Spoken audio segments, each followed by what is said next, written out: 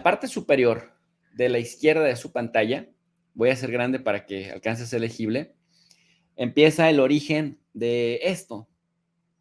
El ayatolá Khomeini, famosísimo ayatolá Khomeini, proclamó la República Islámica en 1979, cuando derrocaron al Shah Reza Pahlavi.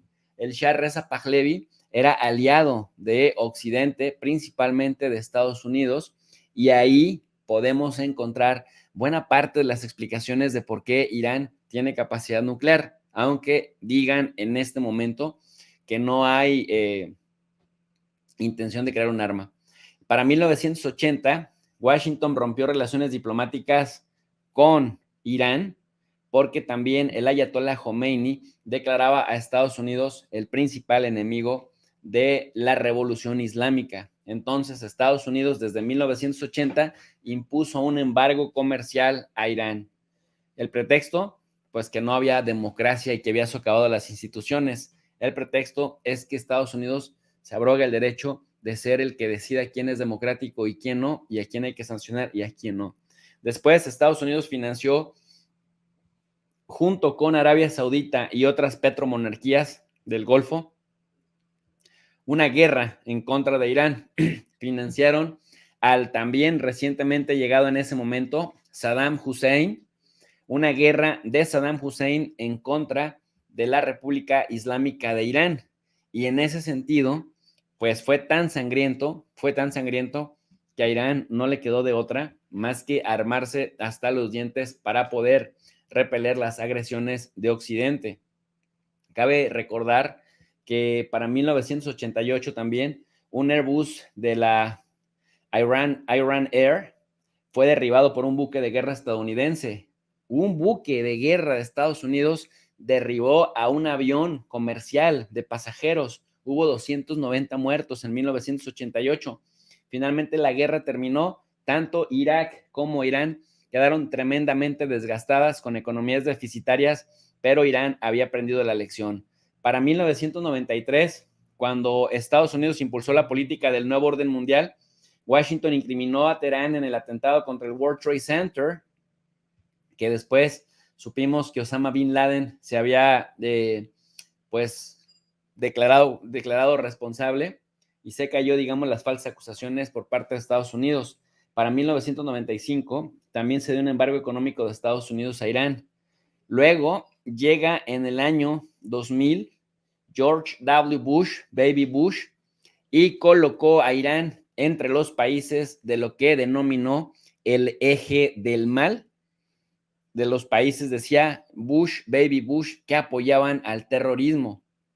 Y también, posteriormente, revelaron secretos de la existencia de sitios nucleares. Con ello, pues prácticamente empezó desde el año 2003 una persecución tremenda por parte de Estados Unidos y una crisis diplomática en torno a hasta dónde Irán podía soportar con sanciones, consolidando su programa nuclear. Llega un presidente duro, de la línea dura, llamado Mahmoud Ahmadinejad, que relanzó el enriquecimiento de uranio. Ahmadinejad lo hizo abiertamente y es uno de los presidentes iraníes que más se ha confrontado, literal, de manera frontal, con Estados Unidos. Y por cierto, Ahmadinejad fue muy cercano a presidentes latinoamericanos como Evo Morales, como el mismísimo Hugo Chávez y Fidel Castro. Para el año 2015 se da este acuerdo sobre el programa nuclear de Irán a cambio de que se levantaran las sanciones. Sin embargo, Donald J.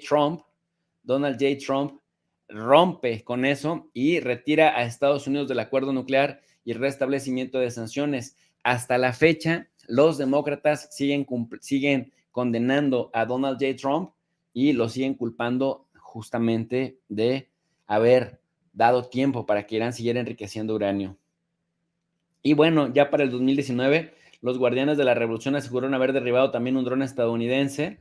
Irán decía que seguía enriqueciendo uranio a niveles prohibidos. ¿Prohibidos por quién? Pues por ese acuerdo que ¿quién había abandonado? Estados Unidos. Se endurecen las sanciones en septiembre del 2019 y pues Donald Trump acusa a Irán de estar detrás de atentados de drones en contra de petroleras saudíes. En octubre, las instalaciones de Estados Unidos en Irak fueron atacadas por cohetes. Washington acusó a facciones pro-Irán. Y después, en diciembre de ese mismo año, 2019, Estados Unidos atacó a combatientes pro-iraníes en Irak. Hubo miles de iraquíes pro-iraníes que lanzaron también un ataque sin precedentes contra la embajada de Estados Unidos en Bagdad. Y el 3 de enero del año 2020 nos encontramos con la noticia de que Estados Unidos había asesinado en un ataque brutal a el general Qasem Soleimani, un poderoso personaje muy cercano a la más alta jerarquía clerical de Irán, que, bueno, había también administrado mucho tiempo, héroe de guerra de la lucha contra Irak, y que había administrado mucho tiempo y coordinado la inteligencia iraní. Y bueno, pues Irán respondió amenazando a Donald Trump, diciéndole que el día menos esperado iba a pagar por lo que había hecho, que no importaba cuándo, no importaba dónde y no importaba el tiempo, que los iraníes tenían gente muy cercana a Donald Trump, cercana físicamente, y que en el momento menos esperado se iban a vengar.